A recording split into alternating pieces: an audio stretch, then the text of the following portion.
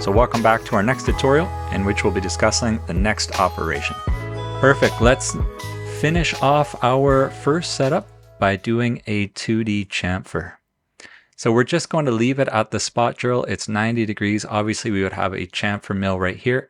Let's just change our cutting feed rate to, let's go 10 inches a minute. Our ramp, let's leave that at 10 as well, or else we're going to get some alarms. And then our contours, 1, 2, 3. Our 3/8 holes already have a chamfer from the spot facing drill.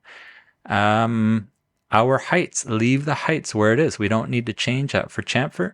Our passes, here we go. We can put in a chamfer width. So let's put our 25 thou chamfer there. Go OK. Voila, here we have it. We've got a complete setup number 1. So let's right click that and we are going to go simulate and watch the whole thing.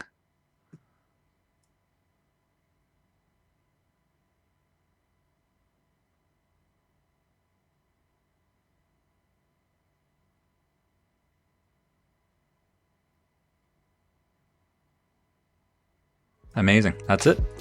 Okay, so on to the next side. Here we go. So click on the top right of your screen to watch the next tutorial. See you then.